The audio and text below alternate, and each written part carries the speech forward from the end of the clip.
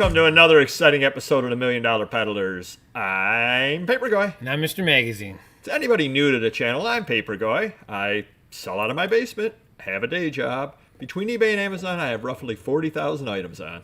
And I'm Mr. Magazine with a big warehouse down to 13 employees and down to 450,000 listings. Oh, you're plump. Well, hopefully you're down to that number of listings because of the sales. Oh, I wish. I wouldn't be here right now. I'd be packing up items. That's true. So what are we talking about today? We're talking about eBay, and we're talking about how they monitor your messages and how to deal with that person that wants to sell you something or other. And I know it happens to you a lot, and it happens to me as well. Somebody will email, and they'll see something that you have up, and they'll say to you, hey, you've got, whatever, Saturday Evening Post up. My father passed away, and I have 50 of them. Are you interested?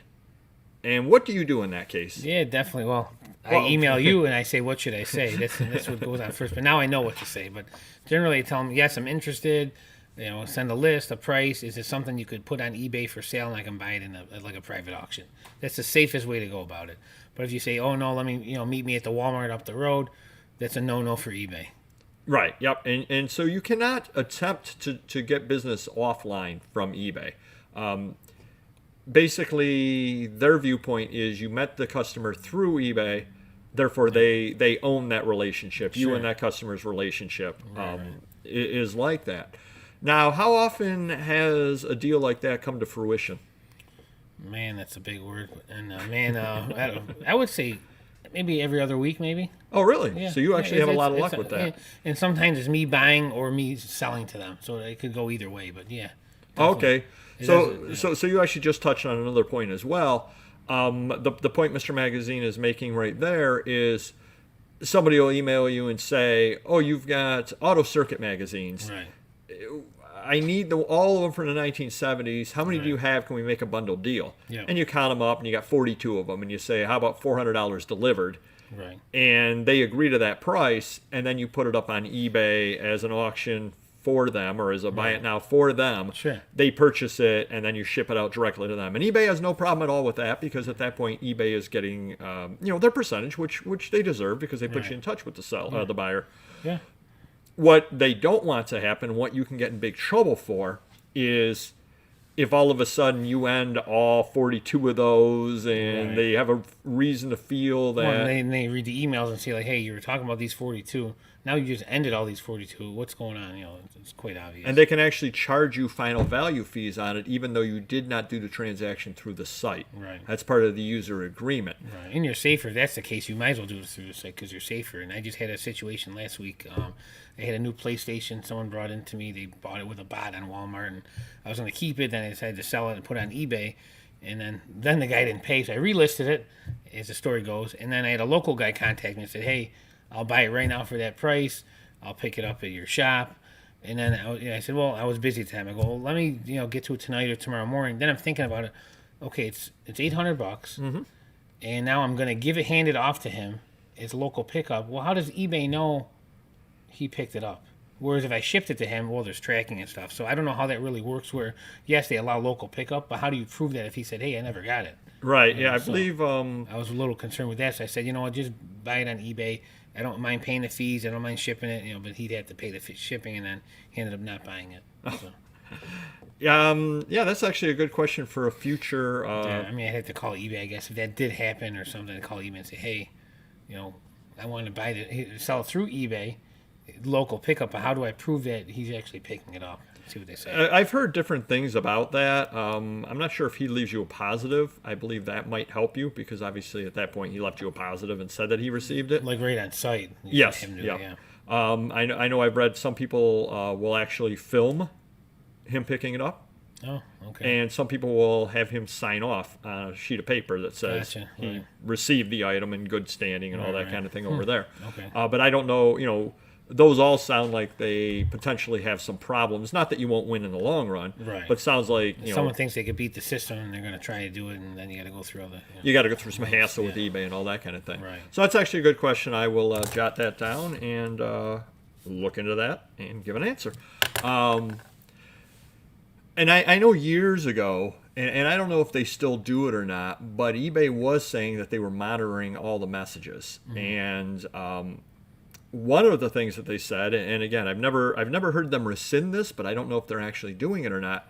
They actually were monitoring all the messages, and what they were monitoring them for were, I don't necessarily want to use the word tone, but essentially tone in certain words. Keywords, like, yeah. But for a whole different reason than trying to catch people selling off site.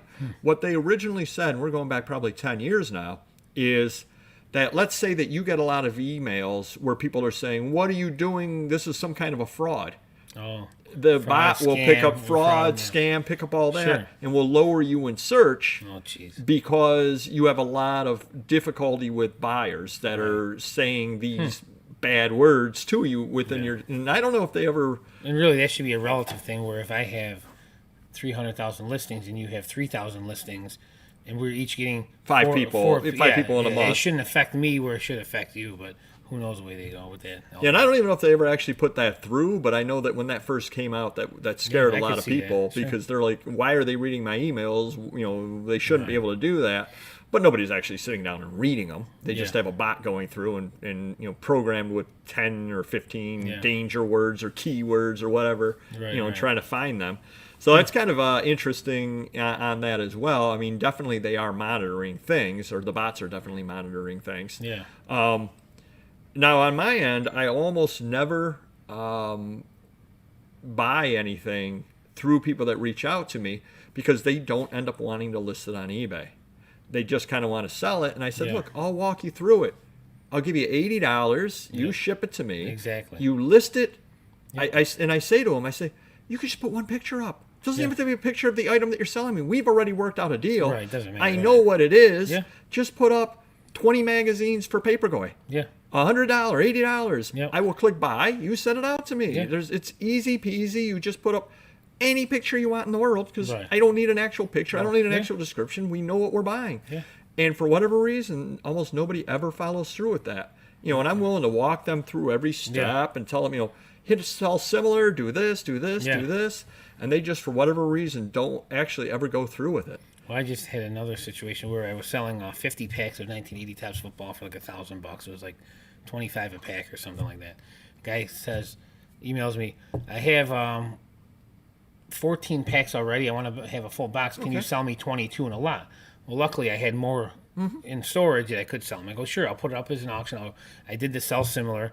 I kept the same picture, but I clearly said, and I had actually 2 lots, so I had to put up quantity 2 for the next person. I said, you're getting 22 as discussed. There's 50 in the picture. I'm using my other picture. Just make it easy. Yeah, but I mean, he did it, no problem there. But I mean, I explained it to him, so I don't want him going back on eBay saying, "Oh, there's 50 packs in this picture," even though the title said 22. But just to play it safe, I explained it to him, and the next person will see that as well if they buy it as well. There's 22 packs for sale, even though 50 are shown in the picture. And you've got the documentation behind on it and all that kind of stuff as well as to what it is. But he bought it. He's happy. We moved on. But there's still one for sale. I might change the picture at some point now, just because it's for a stranger, not knowing the original deal. But yeah, you work it out and explain it ahead of time.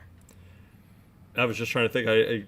You probably can't crop the picture because it probably would meet the eBay. Oh, I see what you're saying. You could try though. You could try to crop it. Maybe it'll still like a row or two, so you get to because it's basically cut it in half or something like that. So there you go. Not a bad idea. We'll try it out. Trying to save time for everybody out there. So hopefully that helps you some. Letting you know how you can work deals through eBay with people. There's absolutely nothing wrong with putting up private lots for people. And absolutely nothing wrong with buying from people who solicit, as long as it's all done through the platform. Right.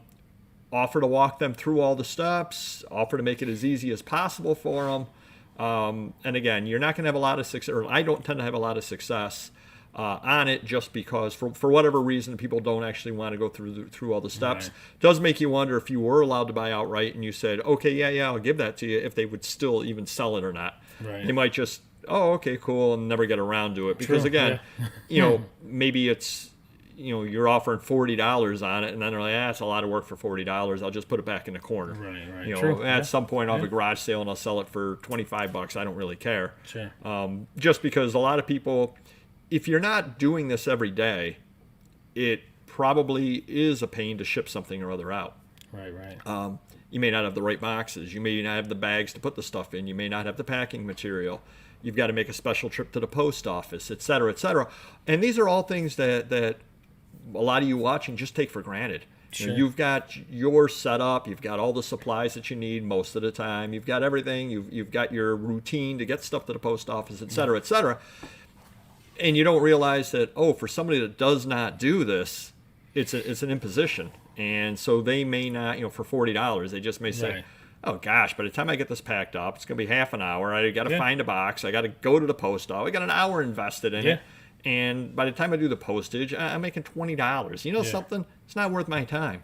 So it does make you wonder, though, what they end up doing with the stuff. Well, and even the other way around, I put up private auctions many times, and they end up not buying it. We work a deal, okay, 20 magazines for $50, 100, whatever, and I put their name, their username in the title, free shipping, whatever the case may be, and I would say 25% of the time they don't buy it. And the big problem with that, and this is a little tip out there to anybody that does that, make sure that you stay on top of it and monitor it. And I'm going to give you two big points. Number one, if they don't purchase it, end that auction. And number two, do not end the other items until the main deal is done. True, yeah. Because otherwise, you're going through all this extra work of relisting and all that stuff. You end 40 listings, and now you're doing a lot of 40, and then he doesn't buy it. Well, now you're out that lot, and you're out the 40 listings. They have to be relisted. Yeah, have to be relisted, extra time, you lose your watchers on it, you lose all that kind of stuff. Sure. So just make sure that the deal works its way through before you go and end those items. Right. So hopefully those tips help you some. Do hit the like button if you could, subscribe if you haven't already, and we will see you next video. Take care. Bye-bye.